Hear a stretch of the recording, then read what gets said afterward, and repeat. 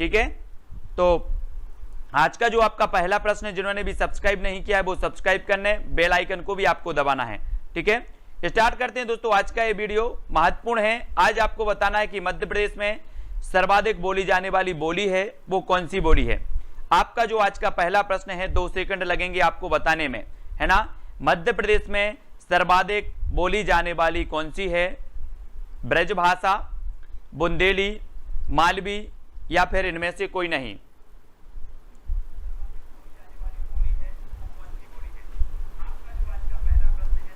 ठीक है, ठीक है, तो आपका बिल्कुल सही आंसर हो जाएगा दोस्तों, कौन सा? बुंदेली। ये बुंदेली सर्वाधिक बोली जाने वाली भाषा है।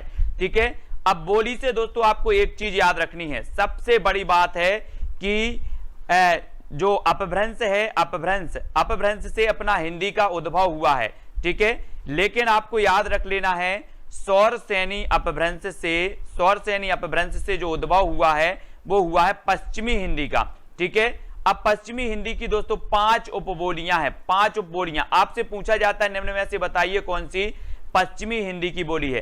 ठीक है, तो एक मैंने कोड आपको बनाया है, क्या बनाया है आपको याद रख लेना है। पश्चिमी हिंदी से उद्भव कानों के खड़ी बुंदेली। ठीक है, बुंदेली, ब्रज भान हरि के पास, ठीक है, ये आपका कोड है। तो कानों से आपका कन्नौजी हो जाएगा, खड़ी से आपका खड़ी बोली, बुंदेली से बुंदेली, ब्रज भाषा से ब्रज भाषा और हरि से हरियाणवी। ये 5 भाषाएं पश्चिमी हिंदी की मानी जाती हैं। ठीक है, इसको याद रखेंगे। नेक्स्ट आपकी दोस्तों आती है पूर्वी हिंदी। पूर्वी हिंदी के अंतर्गत आती हैं 3 बोलियां, कौन कौन सी? आपको कोड याद रख लेना है, अब छत्तीसगढ़ी। ये दोस्तों पूर्वी हिंदी की होती हैं। आ से अवधी, बा से बघेली और छत्तीसगढ़ी से छत्तीसगढ़ी। ये 3 बोलियां पूर्वी हिंदी की, ये 5 बोलियां पश्चिमी हिंदी की। आपसे एक क्वेश्चन जरूर बनता है किसी भी एग्जाम में, चाहे आपका एमपीएसआई हो, चाहे पुलिस हो, चाहे जेल प्रहरी हो, सभी में बनेगा। निम्न में से बताइए कौन सी पूर्वी हिंदी की बोली है। तो पूर्वी हिंदी की हमने याद कर ली कि अब छत्तीसगढ़ी। ठीक है, अब छत्तीसगढ़ी, अवधी, बघेली और छत्तीसगढ़ी। ठीक है, ये पूर्वी हिंदी की है। और यहां पर बुंदेली की बात आ रही है दोस्तों, और मध्य प्रदेश में सर्वाधिक बोली जाती है तो बुंदेली बोली जाती है। ठीक है, ये आपका बुंदेलखंड है दोस्तों, ये क्षेत्र आपका क्या है? बुंदेलखंड का पठार। यहां सर्वाधिक बुंदेली भाषा ही बोली जाती है। ठीक है, ये चीज याद रखनी है ना। अब दोस्तों अगला क्वेश्चन है, सास बहु मंदिर कहां पर स्थित है? सास बहु मंदिर बताना है। मंदसौर में, कटनी में, ग्वालियर में या इनमें से कोई नहीं? सबसे पहले आंसर कौन बताता है सास बहु मंदिर? मैंने तो आपको कई बार बता दिया है कि जो सास बहु मंदिर है वो आपका दोस्तों कहां पर है? ग्वालियर में है। कहां पर? ग्वालियर में। और आपको पता होगा दोस्तों कि आपने देखा होगा सास और बहुओं को देखा होगा गली में बातें करते हुए। कहां पर? गली में। बोले सर सास और बहू गली में बात करती हैं, तो सास बहु मंदिर कहां पर होगा? ग्वालियर में होगा। इस प्रकार से याद भी करेंगे। ठीक है, मंदसौर अफीम उत्पादन में सर्वश्रेष्ठ है। ठीक है, मंदसौर, और मंदसौर में गांधी सागर डैम भी है, ये भी याद रखना है, चंबल नदी में। और कटनी को दोस्तों चूना नगरी कहा जाता है। कटनी को क्या कहा जाता है? चूना नगरी। इसको याद रखेंगे। अब बात ग्वालियर की आई है दोस्तों, तो ये है आपका ग्वालियर। ठीक है, और एक क्वेश्चन पूछा जाता है कि ग्वालियर में कौन सी बोली बोली जाती है? ग्वालियर में, तो ग्वालियर में बोली जाती है दोस्तों बुंदेली। याद रख लेना, ये क्वेश्चन आपके व्यापम में कई बार पूछा गया है। ग्वालियर में बुंदेली, सास बहु मंदिर ग्वालियर। ठीक है, और किलों का जिब्राल्टर, ग्वालियर का किला, ये आपको याद रख लेना है। ठीक है, अगला आपको बताना है भीमा नायक कहां से संबंधित थे? बहुत ही बढ़िया प्रश्न है दोस्तों। भीमा नायक ये कहां से संबंधित थे? स्वतंत्रता संग्राम सेनानी थे भीमा नायक जी। और ये कहां से संबंधित थे? मंदसौर से, कटनी से, या फिर ग्वालियर, या फिर बड़वानी से। तो आपका सही आंसर क्या होगा कि जो भीमा नायक हैं ये कहां से संबंधित हैं? तो ये हैं दोस्तों कहां से? बड़वानी। यानी कि आपका जो डी नंबर है बड़वानी वो बिल्कुल सही होगा। ठीक है, और मैंने आपको बताया है कई बार दोस्तों कि जो बड़वानी है यहां पर धान अनुसंधान केंद्र है। कौन सा है? धान अनुसंधान केंद्र है बड़वानी। और यहां पर एक जैन तीर्थ है दोस्तों, 52 गजा। कौन सा है? 52 गजा। इसको भी आपको याद रखना है। आपसे पूछा जाएगा 52 गजा जैन तीर्थ कहां पर है, आप बता देना बड़वानी में। धान अनुसंधान केंद्र कहां पर है, आप बता देना बड़वानी में। भीमा नायक का संबंध कहां से है, तो आप बता देना बड़वानी में। ठीक है, और ये है दोस्तों आपका बड़वानी। ठीक है, यहां पर आपके जो है भीमा नायक यहां से संबंधित हैं, इसको आपको याद रखना है। ठीक है, नेक्स्ट है दोस्तों मध्य प्रदेश में चंद्रपुर औद्योगिक केंद्र कहां पर स्थित है? मंदसौर में है, छतरपुर में, कटनी या फिर बड़वानी में? ये सारे क्वेश्चन दोस्तों आपके पहले आपके व्यापम से संबंधित जितने भी एग्जाम है, चाहे एमपीएसआई, पुलिस, जेल प्रहरी, उन सभी एग्जामों में ये क्वेश्चन पूछे गए हैं, वहीं से आपको लेकर के उठा के लाए हैं। ठीक है, और चंद्रपुर औद्योगिक केंद्र कहां पर स्थित है, ये चीज आपको बतानी है। और यहां पर आपका बिल्कुल सही आंसर होगा दोस्तों, कहां पर है? चंद्रपुर। और यहां पर आया है क्या? चांद।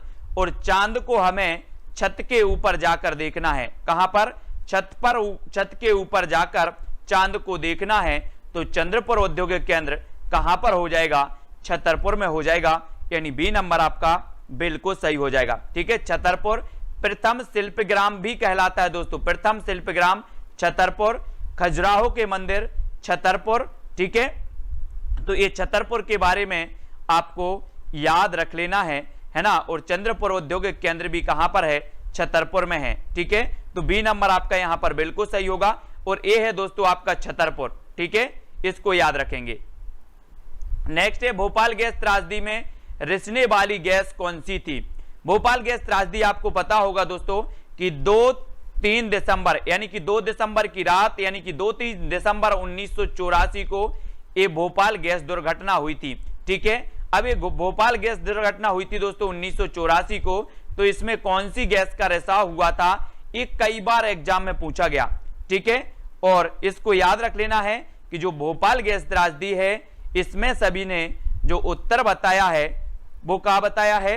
भोपाल गैस त्रासदी मिथाइल आइसोसाइनेट, यानी कि आपका जो बी नंबर है वो बिल्कुल सही होगा। ठीक है, मिथाइल आइसोसाइनेट, इस गैस का रिसाव हुआ था, है ना। बी नंबर आपका बिल्कुल सही हो जाएगा।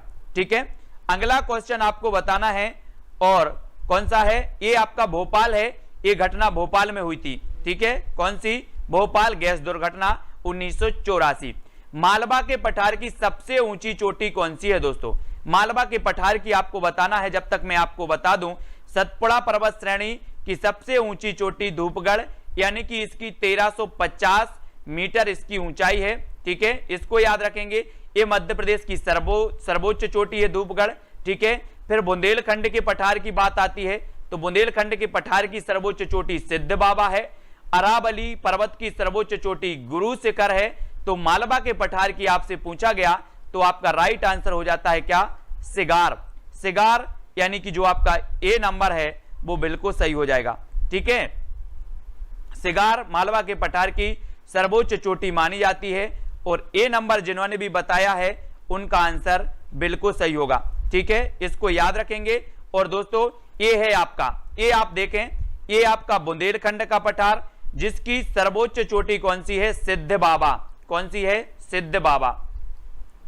ये बुंदेलखंड के पठार की है। दूसरा दोस्तों ये आपका मालवा है, पूरा ये मालवा है। ठीक है, और मालवा के पठार की सबसे ऊंची चोटी कौन सी है? सिगार। इसको याद रखेंगे, सभी लोगों को याद रखना है ना। सिगार मालवा के पठार की सर्वोच्च चोटी, सिद्ध बाबा बुंदेलखंड के पठार की सर्वोच्च चोटी मानी जाती है। ठीक है, नेक्स्ट आपको बताना है डॉक्टर हरि सिंह गौर विश्वविद्यालय कहां पर स्थित है? डॉक्टर हरि सिंह गौर दोस्तों, ये आपको बताना है, ये प्रथम विश्वविद्यालय था मध्य प्रदेश का, और दोस्तों ये कहां पर स्थित है? अब एक इसे केंद्रीय विद्यालय का दर्जा प्राप्त हो गया है हरि सिंह गौर विश्वविद्यालय को, और ये कहां पर स्थित है ये चीज भी आपको बतानी है। मंदसौर में है, कटनी में है, छतरपुर में है, या फिर सागर में है? तो आपका बिल्कुल सही आंसर क्या होगा? और आपको पता है दोस्तों कि ये जो कटनी है, कटनी यहां से कैन नदी का उद्गम स्थल होता है। कैन नदी का, कटनी से कैन नदी, है ना। कटनी को चूना नगरी कहा जाता है, और हरि सिंह गौर विश्वविद्यालय कहां पर है? सागर में। ठीक है। सागर में याद रख लेना पद्माकर समारोह मनाया जाता है। सागर में आपसे पूछा जाएगा क्वेश्चन कि पद्माकर समारोह कहां मनाया जाता है, तो आप बता देना कहां पर, सागर में, ठीक है। फिर आपसे पूछा जाएगा दोस्तों नौरादेई अभ्यारण्य कहां पर है, तो आप बता देना सागर में। हरि सिंह विश्वविद्यालय कहां पर है, हरि सिंह और, तो आप बता देना सागर में, ठीक है। तो डी नंबर आपका बिल्कुल सही होगा। और ये देखो दोस्तों मैप में, ये आपका सागर है, यहां पर आपका नौरादेई अभ्यारण्य, हरि सिंह और विश्वविद्यालय, पद्माकर समारोह आदि ये मनाए जाते हैं, ठीक है। तो ये एक्स्ट्रा नॉलेज भी आपको मिल जाता है। फिर आपसे पूछा जाता है कि ऐशबाग स्टेडियम कहां पर स्थित है। बहुत ही बढ़िया प्रश्न, सरल प्रश्न, आसान प्रश्न सबसे बनना चाहिए, ये स्टेडियम भी पूछे जाते हैं, ठीक है। तो ये कहां पर है, भोपाल, छतरपुर, कटनी या फिर सागर में। तो फटाक से उत्तर आना चाहिए सभी का। सबसे पहले कौन उत्तर बताता है प्रश्न क्रमांक 8 में, वो भी हम देख लेते हैं। और ऐशबाग स्टेडियम आपका बिल्कुल सही आंसर होगा भोपाल, ठीक है। भोपाल आपने बिल्कुल सही आंसर बताया है, ए नंबर, ठीक है। ए नंबर लोकेंद्र जी, हितेश जी बिल्कुल सही है। अब यहां पर आइए, ये है दोस्तों आपका भोपाल जो मध्य प्रदेश की राजधानी है। भोपाल के बारे में सबसे ज्यादा जो तथ्य पूछे जाते हैं उनको देखो कि इसे झीलों का शहर कहा जाता है भोपाल को, इसको याद रखेंगे, ठीक है। नवाबों का शहर कहा जाता है भोपाल को, लखनऊ को भी कहा जाता है, ठीक है। फिर आपसे पूछा जाएगा कि वन विहार राष्ट्रीय उद्यान भी यहीं पर है, सर्प उद्यान भी आपका कहां पर है, भोपाल में है। भारत का प्रथम आपदा प्रबंधन संस्थान भी कहां पर है, भोपाल में है। तो ये भोपाल से संबंधित कुछ महत्वपूर्ण तथ्य हैं जो आपको याद होना चाहिए, ठीक है। अगला आपसे पूछा जाता है कि मध्य प्रदेश में ओरछा उत्सव मनाया जाता है। तो बहुत ही बढ़िया है दोस्तों प्रश्न, ओरछा उत्सव कहां पर मनाया जाता है। और आपने देखा होगा दोस्तों कि जब गांव में अपन जाते हैं और जब भाव आता है ना, बोले भाव आ गया, तो व्यक्ति क्या करता है, ओछा ओछा करता है, करता ना ओछा ओछा, और टीका लगा के ओछा ओछा करता है। तो ओरछा उत्सव टीका लगा के करते हैं ओछा ओछा। तो ये कहां मनाया जाएगा, कहां मनाया जाएगा, टीकमगढ़ में। टीकमगढ़ यानी कि आपका जो सा नंबर है वो बिल्कुल सही हो जाएगा, सी नंबर आपका बिल्कुल सही होगा। ओरछा उत्सव मनाया जाता है टीकमगढ़ में। और ये है दोस्तों आपका टीकमगढ़ जो कि बुंदेलखंड के पठार के अंतर्गत आता है। आपसे एक क्वेश्चन बनेगा कि निम्न में से बताइए बुंदेलखंड के पठार के अंतर्गत कौन आता है। आपको टीकमगढ़ दिया जाएगा, छतरपुर दिया जाएगा, सीधी दिया जाएगा, और यहां पर दे दिया जाएगा दोस्तों आपका कौन सा, दतिया, ठीक है। तो आपको पता होनी चाहिए कि ये सारे जो शहर हैं, सारे जो जिला हैं, ये आपके बुंदेलखंड के पठार के अंतर्गत आते हैं, जबकि सीधी जो है, सीधी ये बघेलखंड के पठार के अंतर्गत आते हैं, ठीक है। तो इसको याद रखेंगे। अगला है कौन सा नगर नर्मदा नदी के किनारे स्थित है। कौन सा नगर है, भोपाल है, छतरपुर है, टीकमगढ़ है, अमरकंटक है। नर्मदा नदी के किनारे स्थित बहुत सारे शहर हैं, लेकिन यहां 4 विकल्प में से हमें चयन करना है। और मैं आपको बता दूं दोस्तों कि जो नर्मदा नदी है ये मध्य प्रदेश की सबसे बड़ी नदी है। मध्य प्रदेश में इसकी लंबाई 1077 और कुल इसकी लंबाई मानी जाती है 1312 किलोमीटर, ठीक है। इसको याद रखेंगे। और ये कहां से निकलती है दोस्तों, अमरकंटक से। तो मध्य प्रदेश नदी के नगर जो है नर्मदा नदी के किनारे बसा है, तो वो बसा है अमरकंटक, ठीक है। अब दोस्तों दीपक जी, ये अमरकंटक कहां पर है, तो ये अमरकंटक है अनूपपुर जिले में। इसको भी आपको याद रख लेना। आपसे पूछा जाएगा कि नर्मदा नदी का उद्गम स्थल अमरकंटक है, अमरकंटक कहां पर स्थित है, तो अमरकंटक आपको पता होनी चाहिए अनूपपुर जिला में है, ठीक है। यहीं से नर्मदा नदी निकलती है, यहीं से सोन नदी निकलती है। लेकिन सोन नदी जाकर के दोस्तों यहां पर गंगा में मिल जाती है, लेकिन जो नर्मदा है ये जाकर के अरब सागर में गिरती है, खंबात की खाड़ी में, गुजरात के पास, ठीक है। और गुजरात में एक इस पर बना है कौन सा, सरदार सरोवर डैम बना है, जो कि दोस्तों जिसकी ऊंचाई है 90 मीटर। इसको भी आपको याद रख लेना है, ठीक है।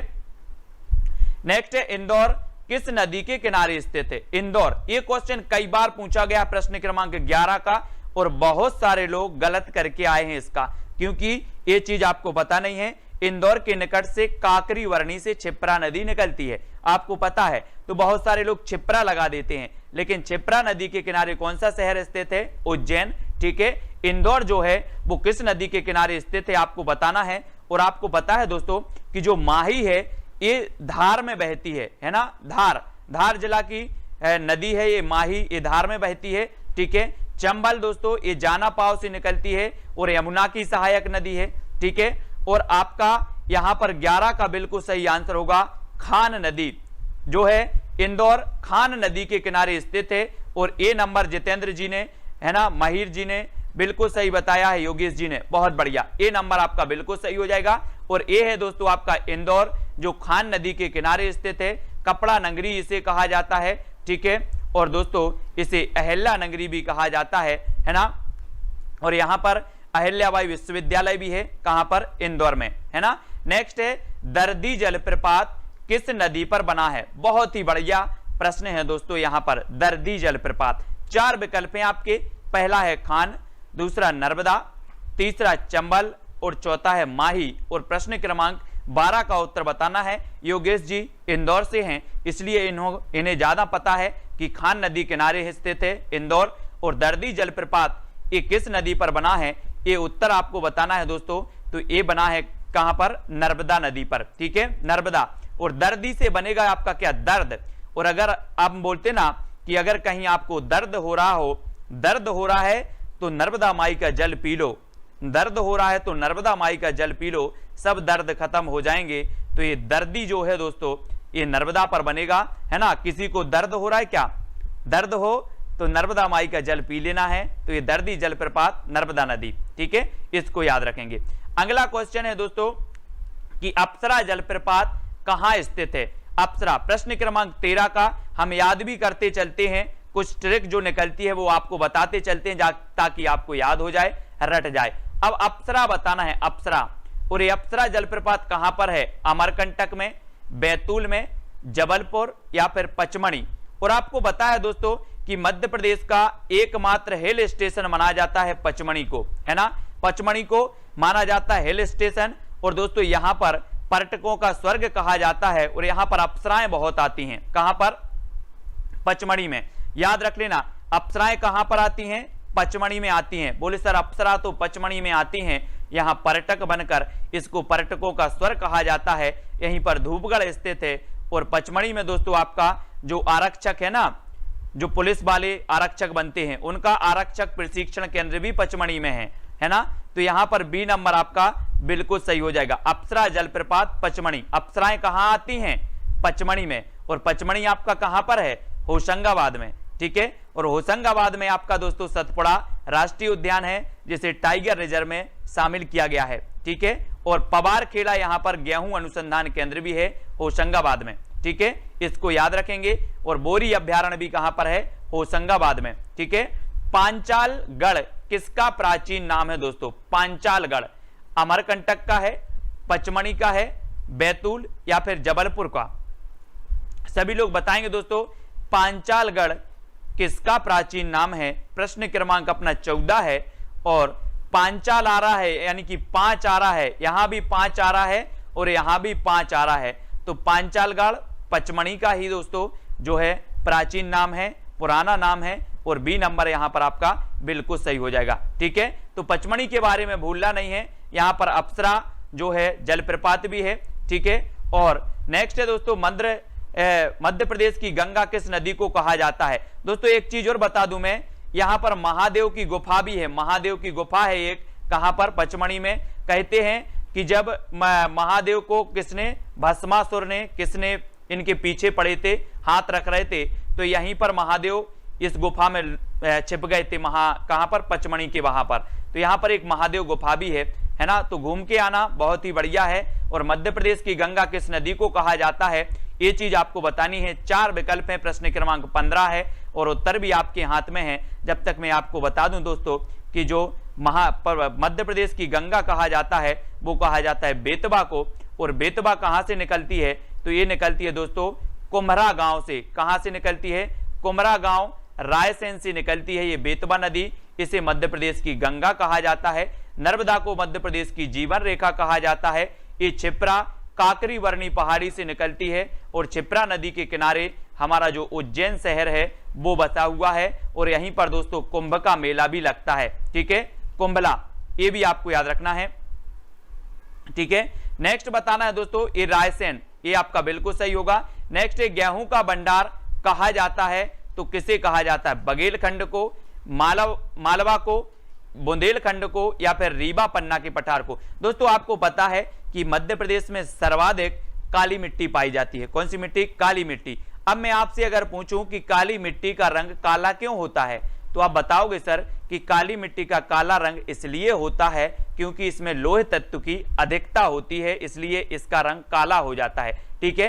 अब ये काला जो काली मिट्टी है मध्य प्रदेश में सबसे ज्यादा कहां पाई जाती है? तो वो पाई जाती है मालवा में, और मालवा में काली मिट्टी है तो ये गेहूं के लिए उपयुक्त मानी जाती है, और गेहूं जो है का भंडार कहा जाता है मालवा को, यानी बी नंबर आपका बिल्कुल सही होगा। और गेहूं अनुसंधान केंद्र ये होशंगाबाद में है, कहां पर? पवार खेड़ा में। तो इसको याद रख लेना। बोले सर गेहूं का हम आटे की रोटी खाते हैं और रोटी से हमें पावर मिलता है, पावर, तो गेहूं अनुसंधान केंद्र पवार खेड़ा, यानी पावर मिलता है तो पवार खेड़ा होशंगाबाद, ठीक है, इसको याद रखेंगे। और ये है दोस्तों आपका मालवा, मालवा की सबसे ऊंची चोटी मालवा के पठार की सिगार, मालवा को गेहूं का भंडार भी कहा जाता है, इसलिए आपको याद रखना है। और मालवा में दोस्तों एक शहर है इंदौर, जहां पर आपका राष्ट्रीय सोयाबीन अनुसंधान केंद्र भी है इंदौर में, ठीक है। कौन सा है? राष्ट्रीय सोयाबीन अनुसंधान केंद्र, ये चीज भी आपको याद रखनी है, ठीक है। अगला क्वेश्चन आपसे पूछा जाता है भोजनगरी किसका उपनाम है? भोजनगरी, बहुत ही बढ़िया प्रश्न है दोस्तों। सीहोर का, इंदौर का, कटनी या फिर धार का? बहुत सारे लोगों को पता है कि भोजनगरी भोपाल को कहा जाता है, लेकिन अब आप कंफ्यूजन नहीं होना। भोजनगरी जो कहा जाता है दोस्तों वो कहा जाता है कहां पर? धार में। धार को कहा जाता है क्योंकि जो भोज और भोज से बनेगा भोजन, भोजन काय में फेंक दिया? धार में, धार में फेंक दिया, भोजन खराब हो गया था, बोले सर धार में फेंक दिया, तो ये भोजनगरी धार को कहा जाता है। और धार की बात आई है दोस्तों तो माही की धार, माही की धार यहीं से निकलती है, धार से। यहाँ डायनासोर नेशनल पार्क भी है, कहां पर? धार में। और एक यहां पर दोस्तों स्थान है मांडू, है ना, मांडू को दोस्तों सिटी ऑफ जॉय कहा जाता है, जो कि धार में है। और यहां पर एक और है दोस्तों, बाघ की गुफाएं भी कहां पर हैं? धार में है। तो धार के बारे में इतने फैक्ट आपको याद रख लेना है, ठीक है। अब दोस्तों ये है आपका धार, ठीक है, धार धार जाना है और धार धार आना है। बोले सर अपन बोलते ना कि 10वीं में अच्छे से पढ़ लो, नहीं तो धार धार चले जाओगे, धार धार चले जाओगे, है ना, ऐसे बोलते ना। दसपुर किस नगर का प्राचीन नाम है? दसपुर सीहोर का, मंदसौर, कटनी या फिर धार का? यानी कि प्रश्न क्रमांक 17 का उत्तर बताना है। और बहुत ही बढ़िया प्रश्न है दोस्तों। और ये दसपुर यानी कि दोस्तों आपका बिल्कुल सही आंसर होगा, क्या होगा? दसपुर कहा जाता है दोस्तों बी नंबर, मंदसौर को, ठीक है। दसपुर कहा जाता है मंदसौर को क्योंकि मंदसौर रावण की ससुराल कही जाती है, रावण की ससुराल कही जाती है दसपुर। और दोस्तों मंदसौर और रावण के 10 क्या थे? मुख थे, 10 मुख थे रावण के, है ना, इसलिए इसे दसपुर भी कहा जाता है। मंदसौर में आपको पता है अफीम उत्पादन अधिक होता है, मध्य प्रदेश में अफीम उत्पादन के लिए मंदसौर। राष्ट्रीय उद्यान की महाविद्यालय भी है यहाँ पर, उद्यान की महाविद्यालय मंदसौर में है, इसको भी आपको याद रख लेना है, ठीक है। और अगला क्वेश्चन बताना है कि ये मंदसौर है आपका, इसको याद रखेंगे। नेक्स्ट है इंद्रपुर किस नगर का प्राचीन नाम है? इंद्रपुर, प्रश्न क्रमांक 18, ये प्राचीन नाम से एक क्वेश्चन आपका जरूर बनता है। तो इंद्रपुर बताना है। सीहोर का, मंदसौर का तो हमने पढ़ लिया दोस्तों कि इसे दसपुर कहा जाता था, ठीक है। अब इंद्रपुर बताना है। इंद्र आया है तो इंद्र से यहां पर देखो, इंद्र से इंदौर, इंद्र से इंदौर, ठीक है। तो आपका सा नंबर बिल्कुल सही हो जाएगा, है ना। तो इंद्रपुर किस नगर का प्राचीन नाम है? तो ये है दोस्तों आपका इंदौर का, याद रख लेना। और इंदौर खान नदी के किनारे स्थित है। और इंदौर दोस्तों आपका मालवा क्षेत्र में आ जाता है, ठीक है, मालवा में आता है। और मालवा के पठार की सबसे ऊंची चोटी सिगार की चोटी है, ठीक है, इसको याद रखेंगे। अब अगला क्वेश्चन है आपकी स्क्रीन पर कि मध्य प्रदेश राज्य सचिवालय भवन का नाम क्या है? सचिवालय भवन का, इसे सतपुड़ा भवन कहा जाता है, इसे वल्लभ भवन कहा जाता है, इसे शक्ति भवन या फिर श्यामला हिल्स कहा जाता है। सचिवालय भवन का बताना है प्रश्न क्रमांक 19 का उत्तर, और श्यामला हिल्स तो मुख्यमंत्री निवास को कहा जाता है ना। सचिवालय भवन किसे कहा जाता है, सचिवालय भवन का नाम क्या है, ये बताना है प्रश्न क्रमांक 19 का उत्तर। और सचिवालय भवन जो कहा जाता है दोस्तों, वो कहा जाता है किसे, वल्लभ भवन को। वल्लभ भवन यानी बी नंबर आपका बिल्कुल सही होगा। ठीक है, दीपक जी इंदौर से हैं, तो वल्लभ भवन इसे कहा जाता है सचिवालय भवन को। और बी नंबर जिन्होंने भी बताया है उनका बिल्कुल भी सही आंसर है। ठीक है, बहुत बढ़िया। नेक्स्ट बताना है आपको दोस्तों, मध्य प्रदेश में किस वर्ष को महुआ वर्ष के रूप में मनाया गया। बहुत ही बढ़िया प्रश्न है दोस्तों। जब तक में महुआ की बात आई है तो महुआ आपने देखा होगा, है ना। और महुआ वर्ष किस वर्ष को मनाया गया मध्य प्रदेश में, ये तो आपको बतानी है। मैं आपको बताता हूं कि आम जिला कहा जाता है दोस्तों किसे, जबलपुर को। आम जिला क्यों कहा जाता है, क्योंकि यहां पर आम की फसल की अधिकता है। फिर आपसे पूछा जाता है कि आंवला जिला किसे कहा जाता है, तो आंवला जिला कहा जाता है पन्ना को। ठीक है, पन्ना को आंवला जिला, आंवला की अधिकता के कारण, आम की अधिकता के कारण जबलपुर को दोस्तों आम जिला। और महुआ वर्ष मनाया गया 2011 यानी बी नंबर बिल्कुल सही बताया है अधिकांश लोगों ने। 2011 को महुआ वर्ष के रूप में मनाया गया। ठीक है, और नेक्स्ट आपसे पूछा जाता है संगीत सम्राट कहा जाता है तो किसे कहा जाता है, ये उत्तर आपको ही बताना है कमेंट में, ये उत्तर हम नहीं बताएंगे। ठीक है, नेक्स्ट हम देखेंगे दोस्तों, यहां पर अगला जो अपना प्रश्न है वो क्या कह रहा है, वो यहां पर कह रहा है कि बालाघाट किस नदी के किनारे स्थित है। बालाघाट आपको बताना है नर्मदा नदी के किनारे स्थित है, बैनगंगा नदी के किनारे स्थित है, ताप्ती नदी के किनारे है, या इनमें से कोई नहीं। बालाघाट किस नदी के किनारे पर स्थित है, 4 विकल्प हैं, है ना। हितेश जी, रंजना जी, उषा जी, बालाघाट किस नदी के किनारे स्थित है। जब तक मैं बालाघाट के बारे में आपको बता दूं कि यहां पर दोस्तों एशिया की सबसे बड़ी मैग्नीज की खान है, कौन सी, भरबेली। भरबेली है दोस्तों यहां पर, कहां पर, एशिया की ये सबसे बड़ी मैग्नीज की खदान है। बालाघाट को दोस्तों मैग्नीज नगरी कहा जाता है। बालाघाट का मलाज खंड तांबा के लिए जाना जाता है, सर्वाधिक तांबा यहां पर होता है। और जो बालाघाट है, ये बालाघाट बिल्कुल सही आंसर बताया है कि ये बैनगंगा नदी के किनारे स्थित है। ठीक है, और ये दोस्तों कहां से निकलती है बैनगंगा, रजोला ताल, मुंडारा, सिवनी से निकलती है ये बैनगंगा नदी, ये भी आपको याद रख लेनी है। और बालाघाट बैनगंगा नदी के किनारे स्थित है। अब आपसे क्वेश्चन बनेगा कि बैनगंगा नदी का उद्गम स्थल कहां से होता है, तो रजोला ताल, मुंडारा, सिवनी से। ठीक है, ये है दोस्तों आपका सिवनी, यहां पर रजोला ताल, मुंडारा है, यहां से बैनगंगा नदी निकलती है। और ये आपका बालाघाट है जो बैनगंगा नदी के किनारे स्थित है। ठीक है, इसे मैग्नीज नगरी भी कहा जाता है, ये चीज आपको याद रखनी है। झाड़ीदाह जलप्रपात किस नदी पर बना है, यानी कि प्रश्न क्रमांक 2 का उत्तर बताना है। दोस्तों सभी लोग बताएंगे कि ये जो क्लास है अपनी जीके की डोज वाली सभी के लिए उपयोगी है कि नहीं है, सभी के लिए फायदा हो रहा है कि नहीं हो रहा, आपका अच्छा अभ्यास हो रहा है कि नहीं हो रहा है। झाड़ीदाह जलप्रपात बताना है, ये नर्मदा नदी पर है, बैनगंगा है, ताप्ती या फिर चंबल नदी। और 4 विकल्प हैं। बहुत ही बढ़िया प्रश्न है दोस्तों। डाकू जो विख्यात हैं वो कहां के डाकू विख्यात हैं, चंबल के।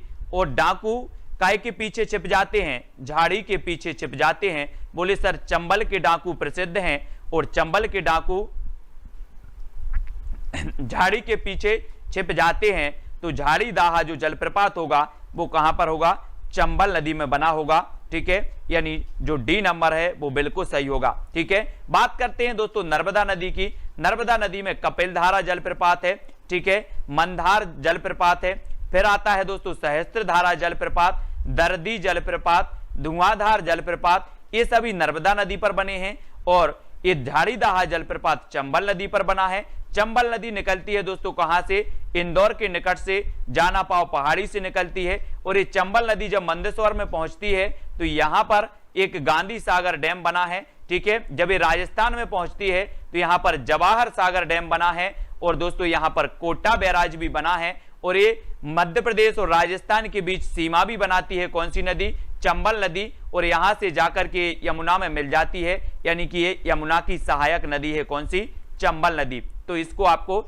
समझ लेना है चंबल के बारे में, है ना। मध्य प्रदेश की दूसरी सबसे बड़ी नदी कौन सी है, प्रश्न क्रमांक 3 का उत्तर। और इस नदी की जो लंबाई है दोस्तों वो 965 किलोमीटर है। ठीक है, आपको पता है कि मध्य प्रदेश की सबसे लंबी जो नदी है वो मानी जाती है नर्मदा, और दूसरी सबसे आपसे पूछी गई तो दूसरी सबसे लंबी जो नदी है दोस्तों वो चंबल नदी है, यानी आपका जो डी नंबर है वो बिल्कुल सही है। ठीक है, इसकी कुल लंबाई है 965 किलोमीटर, यानी आपका उत्तर हो जाएगा डी नंबर। ठीक है, ये चीज याद रखनी है। चंबल नदी दोस्तों जानापाव की पहाड़ी से निकलती है। बैनगंगा नदी दोस्तों आपकी सिवनी से निकलती है, सिवनी के पास से। ठीक है, दूसरी नर्मदा नदी आपकी अमरकंटक से निकलती है। ताप्ती नदी मुल्ताई से निकलती है। तो ये उद्गम स्थल भी आपको याद रख लेना है। ठीक है, कि ताप्ती कहां से निकलती है, चंबल कहां से निकलती है, नर्मदा कहां से निकलती है, ये सब याद रखनी है। ये दोस्तों मध्य प्रदेश की नदियां हैं। यहां पर देखो, यहां पर ये चंबल नदी निकल रही है और ये चंबल यहां से जाती हुई ये आपकी यमुना में मिल गई। ठीक है, यहां अनूपपुर से 2 नदियां निकली, ये सोन नदी यहां पर जाके दोस्तों गंगा में मिल जाती है। ठीक है, और यहां पर ये नर्मदा नदी जाकर के यहां पर खंबात की खाड़ी में जाती है गुजरात में। ठीक है, तो ये नदियों का जाल है, नदियों का दोस्तों यहां पर बहुत सारी नदियां हैं मध्य प्रदेश में, इसलिए इसे नदियों का मायका भी कहा जाता है। ठीक है, इसको याद रखना है। हिरन नदी किस नदी की सहायक नदी है, प्रश्न क्रमांक 4 का उत्तर बताना है। तो हिरन नदी किस नदी की सहायक नदी कही जाती है, नर्मदा की, ताप्ती की, बैनगंगा या फिर चंबल की।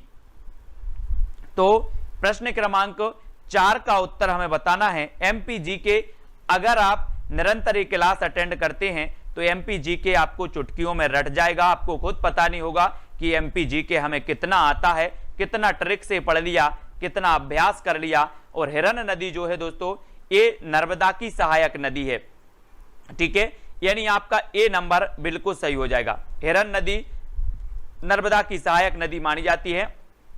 ठीक है, एक बार क्या हुआ कि ये हिरन जो है, हिरन ने सोचा कि बहुत सारे लोग नर्मदा का जल पीते हैं, बहुत ही मधुर है, तो हिरन ने भी काय का जल पिया, नर्मदा का जल पिया, नर्मदा का। हिरन ने नर्मदा का जल पिया तो हिरन नदी सहायक हो जाएगी किसकी, नर्मदा नदी की, है ना, इसको याद रखेंगे।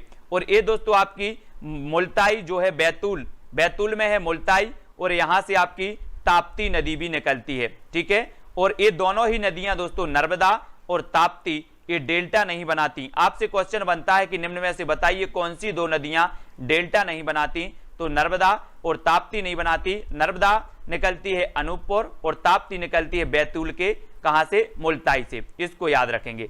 जोहिला नदी किस नदी की सहायक नदी है दोस्तों, जोहिला किसकी है, नर्मदा की, बैनगंगा की, ताप्ती की या फिर सोन की, यानी कि प्रश्न क्रमांक 5 का उत्तर हमें बताना है।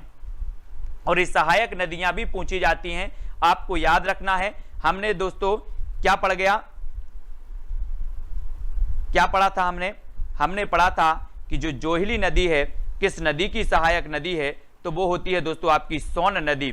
सोन नदी यानी कि आपका जो डी नंबर है, दा नंबर है, वो बिल्कुल सही होगा। ठीक है, जोहिला नदी सोन नदी की सहायक नदी है, सोन नदी गंगा नदी की सहायक नदी है।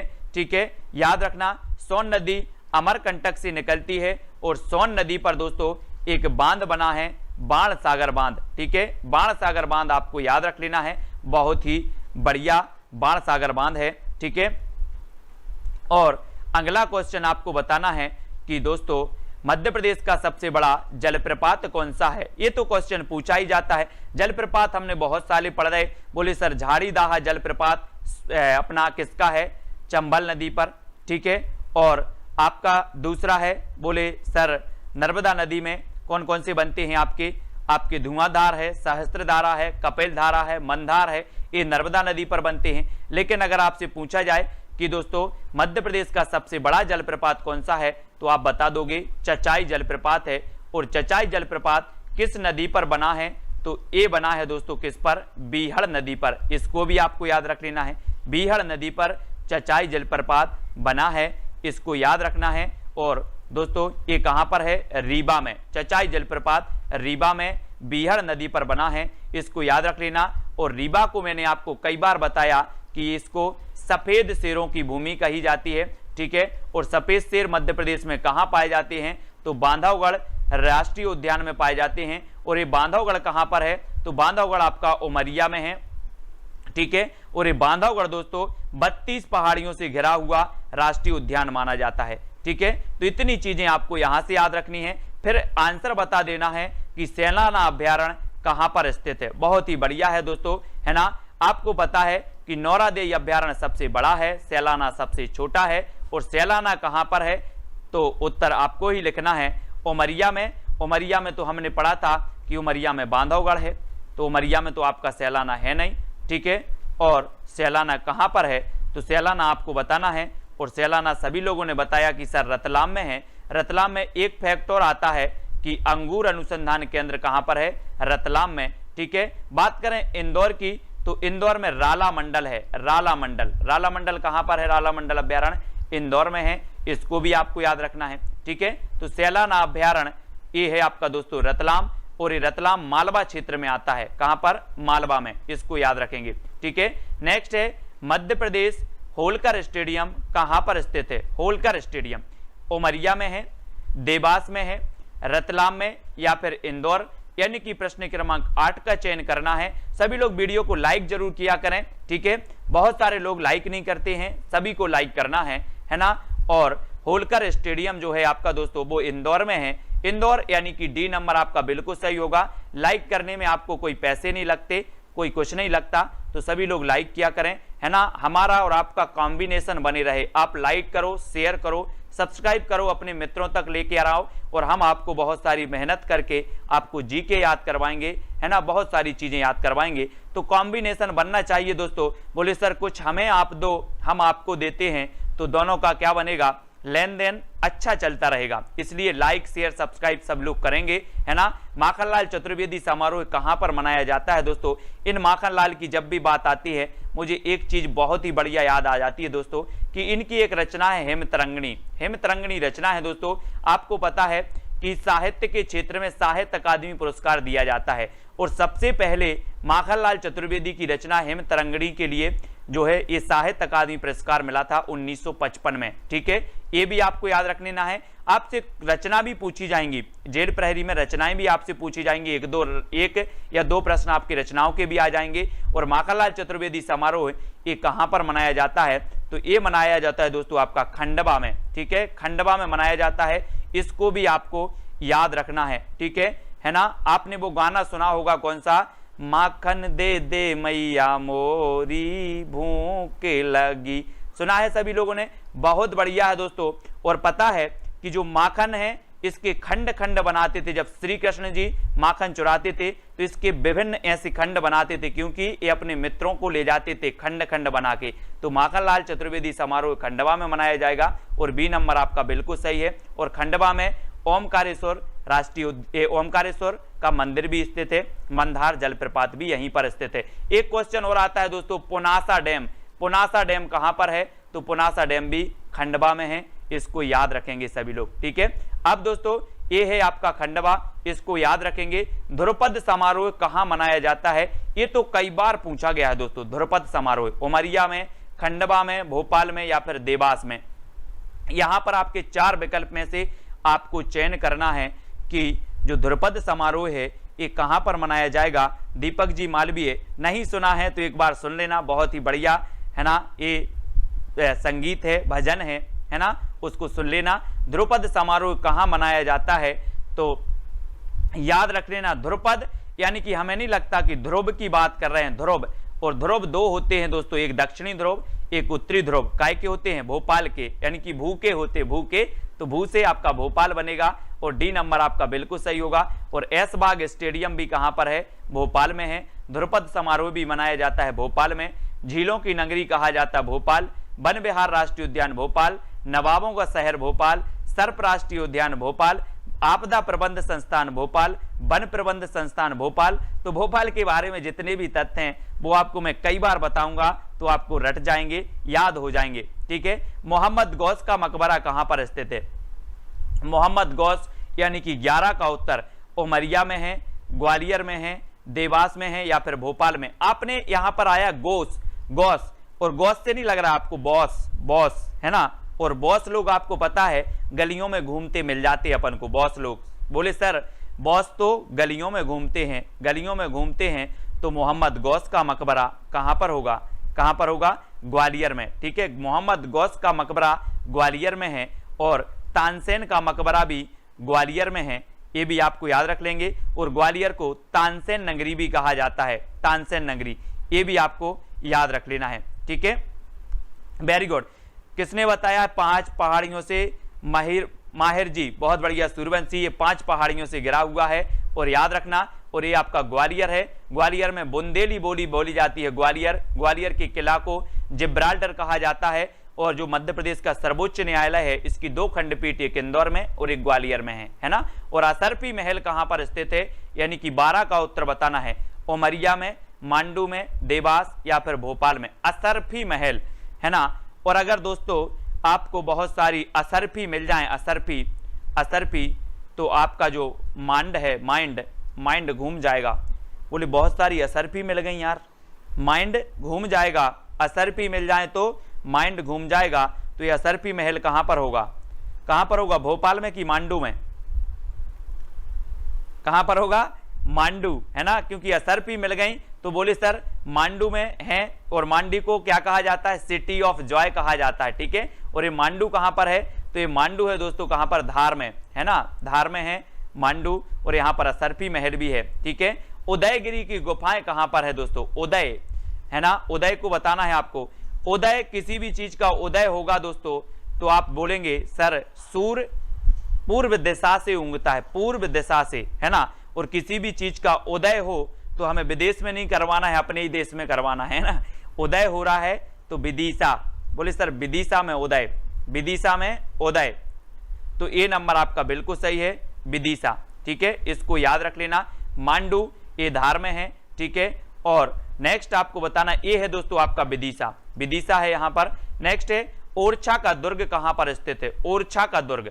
ओरछा आपने बताया था कि जो ओरछा उत्सव मनाया जाता है, ओरछा उत्सव वो मनाया जाता है कहां पर, टीकमगढ़ में। ठीक है, और ओरछा का दुर्ग जो है ये बताना ये किसने बनवाया था। स्थित तो ठीक है, स्थित तो आपको पता है कि टीकमगढ़ में ही है ना।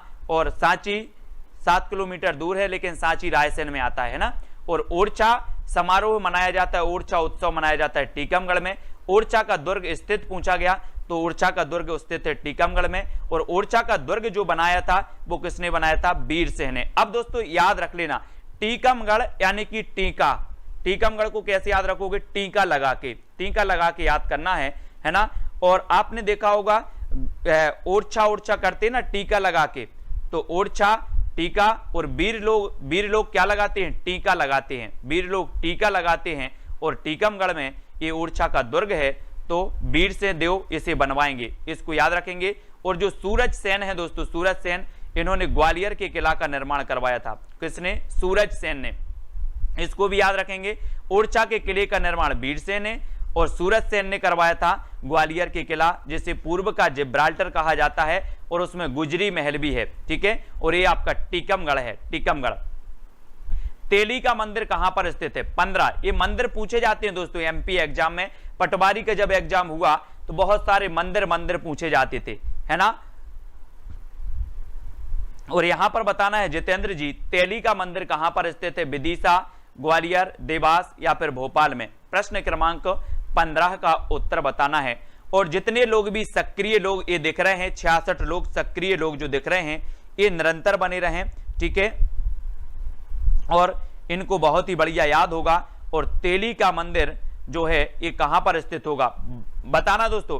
आपको पता है मान मंदिर ग्वालियर में है और तेली से बनेगा तेल, और तेल लेने हमें गली में जाना है, तेल लेने गली में जाना है। कहां जाना है, तेल लेने गली में, तो बी नंबर आपका सही हो जाएगा। ठीक है, बोले सर मुझे तेल लेने गली में जाना है, लॉकडाउन लगा है ना, लॉकडाउन। तो तेली का मंदिर ग्वालियर, मान मंदिर ग्वालियर, सास बहू का मंदिर ग्वालियर। ठीक है, सास बहू गलियों में बात करती हैं तो ग्वालियर। ठीक है, और तेल लेने जाना है कहां, गली में, तो ग्वालियर, इसको याद रखेंगे। ठीक है, ग्वालियर में बहुत सारी चीजें हैं, पढ़ते जाना है, रटते जाना है, याद होता जाएगा। पेशवा बाजीराव की समाधि स्थित है तो कहां पर स्थित है, पेशवा बाजीराव, विदिशा में, ग्वालियर में, भोपाल या फिर खरगोन में। पेशवा बाजीराव आपने पढ़ा ना, बाजीराव सिंघम, और बाजीराव जब सिंघम आपने देखी थी फिल्म, तो ये पेशवा बाजीराव का भी कहां पर होगा, खरगोन में है, गौन। और दोस्तों जब जब बाजीराव सिंघम आते थे तो सभी जितने भी चोर उचक्कड़े होते थे वो गो वेंट गॉन हो जाते थे। क्या हो जाते थे? Go went gone. सर जब बाजीराव आते थे तो सब गो वेंट गॉन्ट हो जाते थे। और एक खरगोन में है गौन, है ना, गौन, इसलिए गौन। और दोस्तों जो खरगोन है एक कपास अनुसंधान केंद्र के लिए जाना जाता है, खरगोन। और यहाँ पर पेशवा बाजीराव की समाधि भी स्थित है, इसको याद रख लेना है, ठीक है। पेशवा बाजीराव की समाधि खरगोन, और तात्या टोपी की जो समाधि है वो कहां पर बनी है? शिवपुरी में। तात्या टोपी की शिवपुरी में है, इसको याद रखना है, ठीक है। और ये है दोस्तों आपका खरगोन, इसको याद रखेंगे, है ना। नौखंडा महल कहां पर स्थित है? नौखंडा। प्रश्न क्रमांक 7 का उत्तर बताना है। और 7 का उत्तर क्या हो जाएगा दोस्तों? जैसे हमारे मित्र हैं, कौन?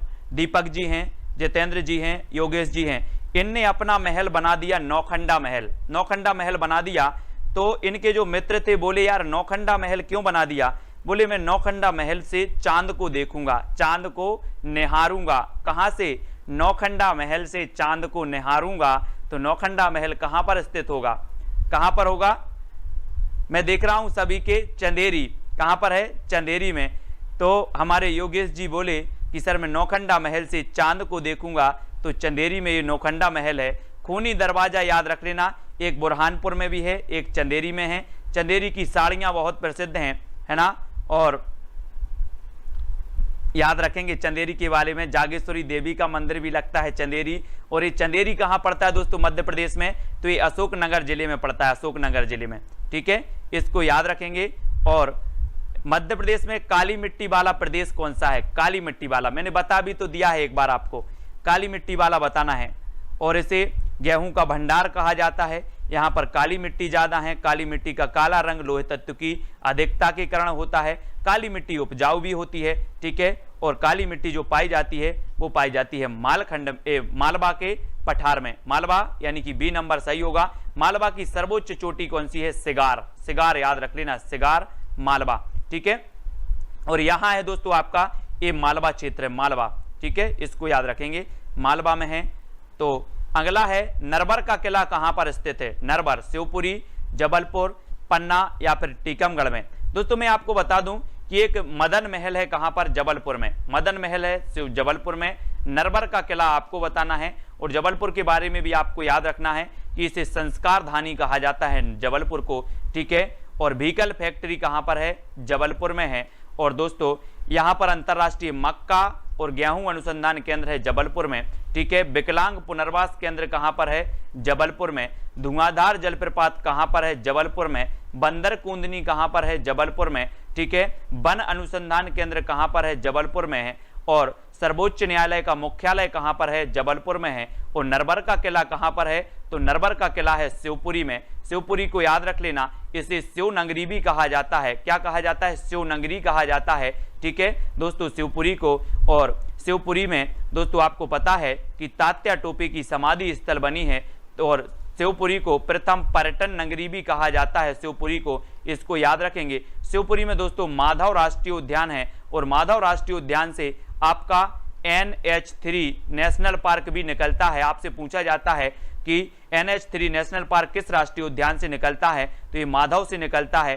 शिवपुरी के बारे में बहुत सारी चीजें हैं दोस्तों, इनको याद रखना है। Abhijit Tiwari ji, very good. और शिवपुरी आपको पता है दोस्तों क्षेत्रफल की दृष्टि से मध्य प्रदेश का दूसरा सबसे बड़ा जिला भी है। क्षेत्रफल की दृष्टि से पहला सबसे बड़ा जिला छिंदवाड़ा, दूसरा सबसे बड़ा जिला शिवपुरी, इसको याद रखेंगे। देखो ये आपको दिख ही रहा होगा बड़ा, ये शिवपुरी दूसरा है और छिंदवाड़ा पहले नंबर पे है, ठीक है, इसको याद रखेंगे। नेक्स्ट है दोस्तों बैजू बावरा की समाधि कहां पर स्थित है? चंदेरी में, जबलपुर में, पन्ना या फिर अजयगढ़ में। ये प्रश्न क्रमांक 20 का उत्तर बताना है। बैजू बावरा की समाधि कहां पर स्थित है? 4 विकल्प हैं और बहुत ही बढ़िया प्रश्न है दोस्तों, ये कई बार पूछा भी गया है। प्रश्न क्रमांक 20 में आपका बिल्कुल सही आंसर होगा बैजू बावरा हो गया चांद के लिए। बैजू बावरा हो गया, आप बोलोगे सर बैजू बावरा हो गया चांद के लिए, काय के लिए? चांद के लिए। तो बैजू बावरा की समाधि कहां पर होगा? चंदेरी, है ना। कैसे याद करोगे? बैजू बावरा हो गया चांद के लिए, तो चंदेरी में है ये बैजू बावरा की समाधि, ए नंबर सही होगा। चंदेरी अशोकनगर जिला में है, ठीक है। चंदेरी की साड़ियां बहुत प्रसिद्ध हैं दोस्तों, जिसकी शादी हो गई हो वो अपनी पत्नी को लेकर के आना, गिफ्ट में दे देना। करवा चौथ पर, अब की करवा चौथ आएगी, उसको चंदेरी की साड़ी लाकर दे देना, ठीक है। तो साड़ियां यहाँ की प्रसिद्ध हैं बहुत, जाकर के देखना, और ये अशोकनगर में पड़ता है ना। और दोस्तों रानी दुर्गावती की समाधि स्थित है, तो ये कहां पर स्थित है? रानी दुर्गावती की, ये 21 का आंसर जो आज का आपका चैलेंज प्रश्न है, सभी लोगों को वीडियो के बाद में कमेंट में लिखना है। वीडियो के बाद में जब आपका कमेंट शो हो वीडियो में, तो वीडियो के बाद में रानी दुर्गावती की समाधि कहां पर स्थित है, 4 विकल्प हैं, 4 में से कमेंट में लिखकर एक को बता देना है, ठीक है।